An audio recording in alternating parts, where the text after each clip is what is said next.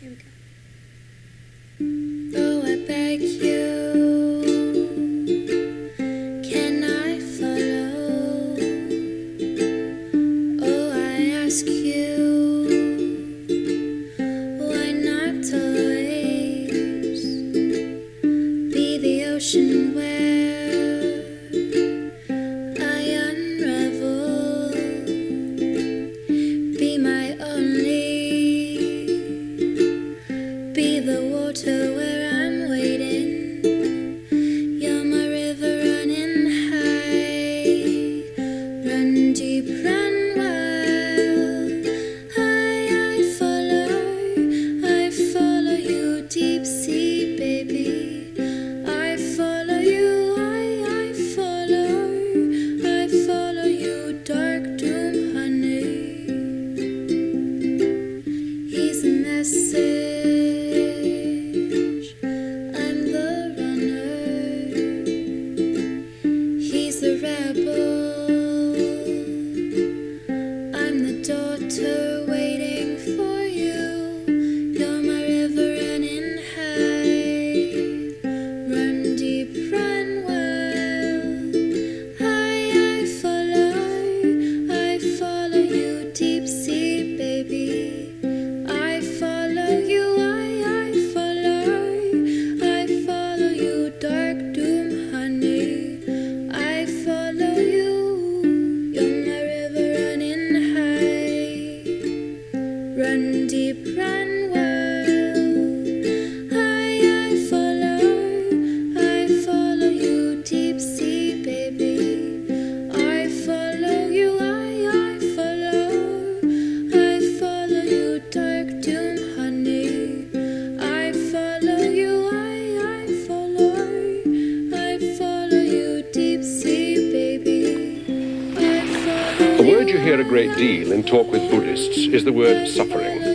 Being alive is suffering, dying is suffering, even being happy is suffering. If they're saying what they seem to be saying, Buddhists should have the world's longest and sourest faces. It was a relief to find out that the word you cling on to as you take your first steps in Buddhism isn't simple suffering. It's better translated as unsatisfactoriness, instability, uncertainty. Nothing ever stays the same.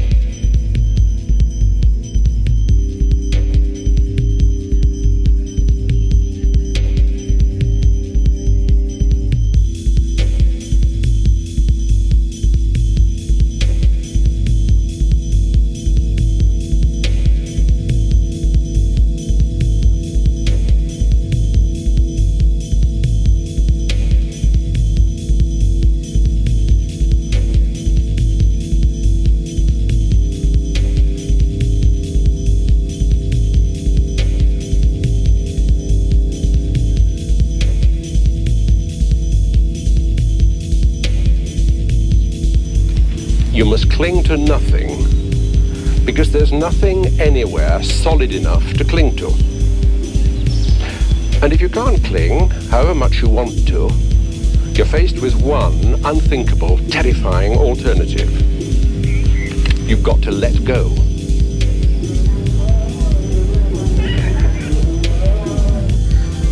So an addiction is a complex psychological, physiological process, but which manifests in any behavior that a person enjoys, finds relief in, and therefore craves in the short term, but suffers negative consequences in the long term and doesn't give up despite the negative consequences. So craving pleasure, relief in the short term, negative consequences in the long term, inability to give it up. Now notice I have said nothing about substances. I said any behavior.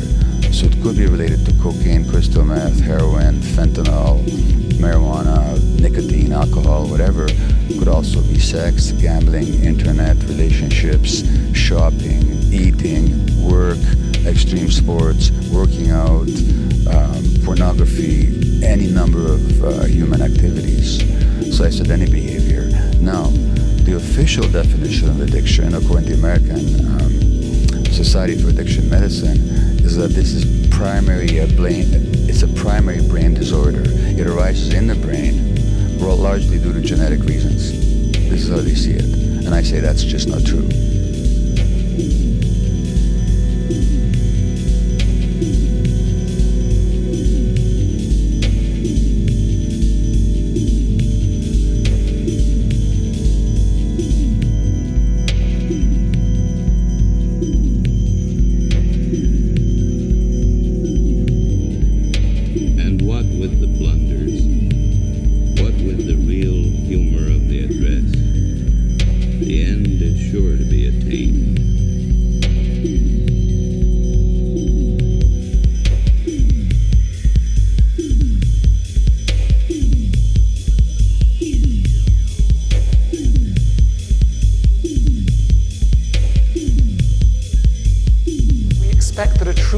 Can understand what we feel and who we are without us speaking. This is a catastrophe for our capacity to form lasting relationships. If you do not explain, you can never be understood.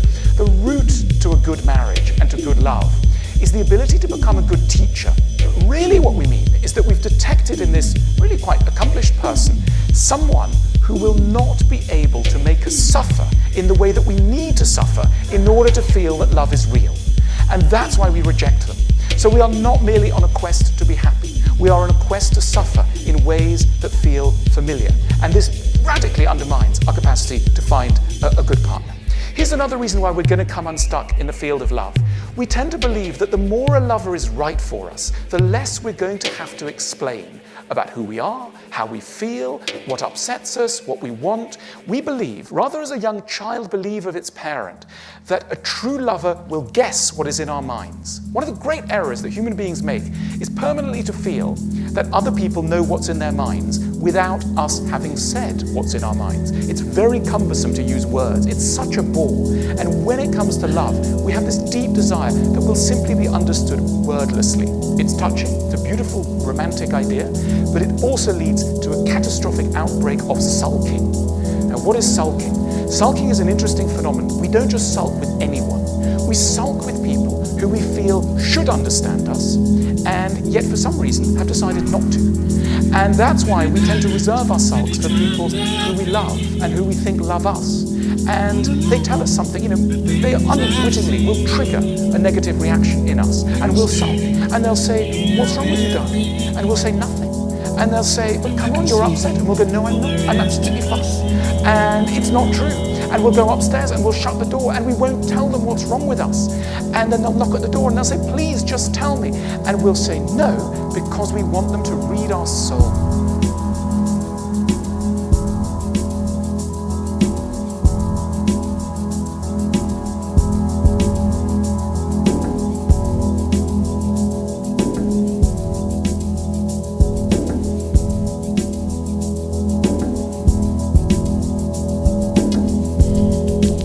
Because we expect that a true lover can understand what we feel and who we are without us speaking. This is a catastrophe for our capacity to form lasting relationships. If you do not explain, you can never be understood. The route to a good marriage and to good love is the ability to become a good teacher.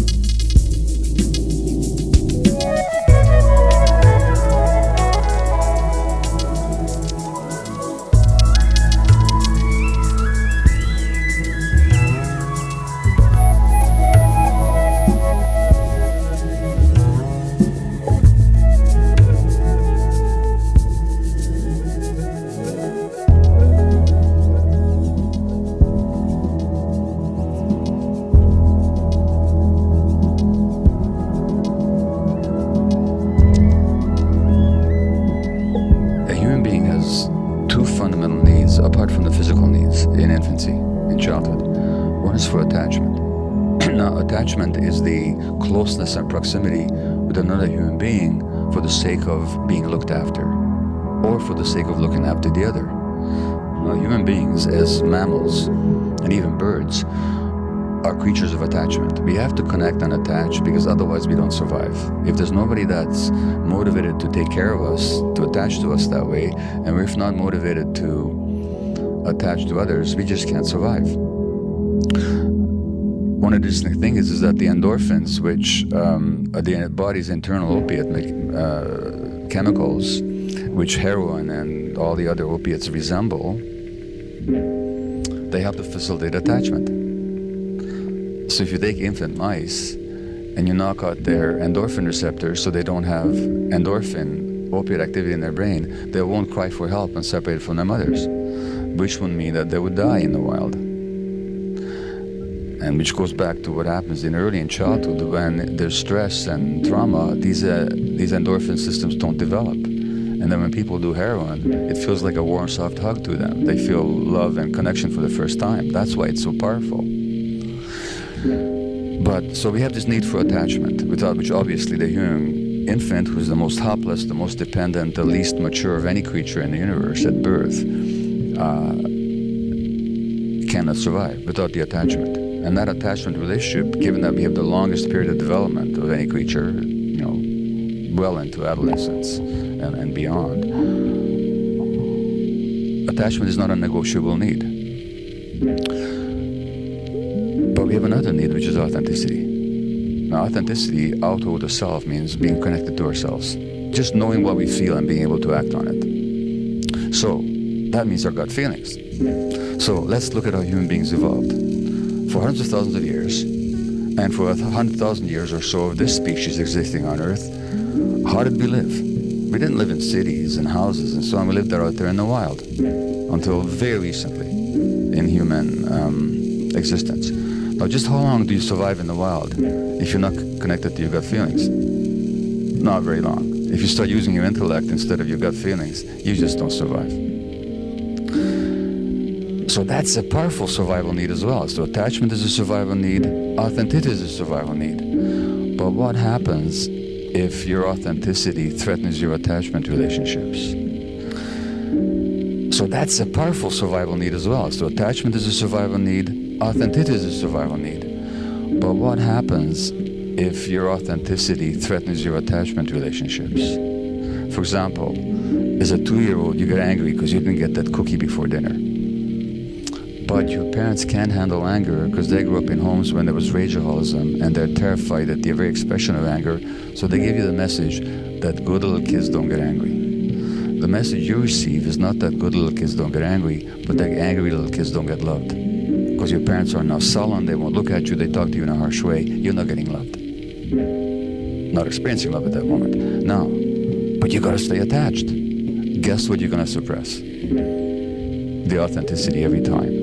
And this is how we lose connection to ourselves and to our gut feelings. So that, strangely enough, that very dynamic, which is essential for human survival in a natural setting, not becomes a threat to our survival in this more modern setting, where to stay authentic is to threaten attachment. And so we give up our authenticity, and then we wonder who the hell we are and whose life is this. They unwittingly will trigger a negative reaction in us, and we'll sulk. And they'll say, "What's wrong with you, darling?" And we'll say, "Nothing." And they'll say, "But come on, you're upset." And we'll go, "No, I'm not. I'm absolutely fine." And it's not true. And we'll go upstairs and we'll shut the door and we won't tell them what's wrong with us. And then they'll knock at the door and they'll say, "Please, just tell me." And we'll say no, because we want them to read our soul. Not becomes a threat to our survival in this more modern setting, where to stay authentic is to threaten attachment. And so we give up our authenticity, and then we wonder who the hell we are and whose life is this. And who's experiencing all this? And this life doesn't, and who am I really? And so that's where the reconnection has to happen. That's where the healing happens, is with that reconnection. But it's because of that conflict, that tragic conflict in childhood between authenticity and attachment that most of us face, that we lose ourselves and lose connection to our gut feelings.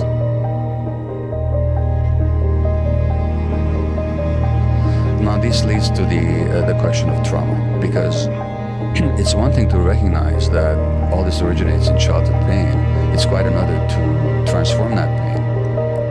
And for that, we have to understand what trauma is. So people often think that trauma is what happens to you. So trauma is a divorce when you were small and your parents fighting.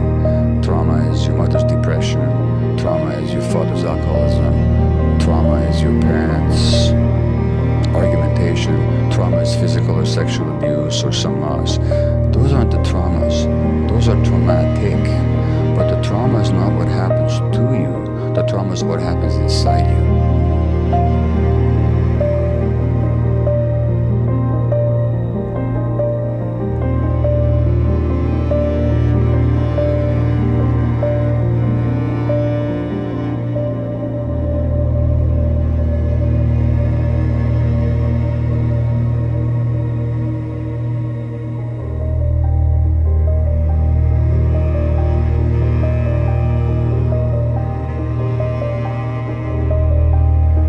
As a result of these traumatic events, what happens inside you is you get disconnected from your emotions, and you disconnected from your body, and you have difficulty being in the present moment, and you develop a negative view of your world, and a negative view of yourself, and a defensive view of other people. And these perspectives keep showing up in your life in the present. So in other words, the addiction is not the primary problem, it's an attempt to solve a problem. And then the real question is, how did the problem arise? In other words, this is where my theory is that it's always rooted in childhood trauma, and that the addiction is an attempt to deal with the effects of childhood trauma, which it does temporarily, while it creates even more problems in the long term. And so the issue is not just to recognize what happened 10, 15, 30, however many years ago, but to actually recognize the manifestations in the present moment and to transcend them. And how do you do that? By reconnecting with yourself, by restoring the connection with your body primarily and with your emotions that you lost. And once you do, when you've found these things again, then you have what we call recovery. Because what does it mean to recover something?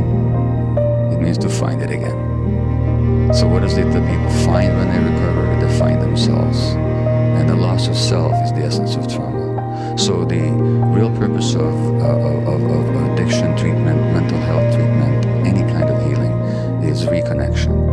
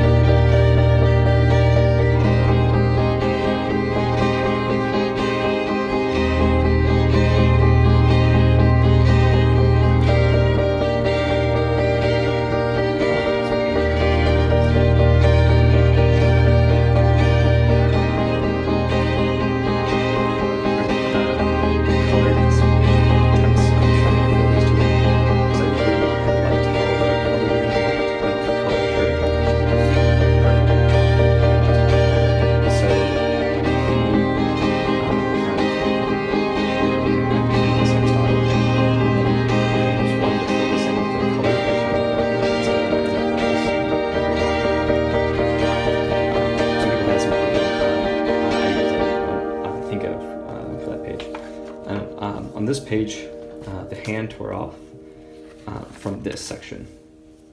So this page actually glued together.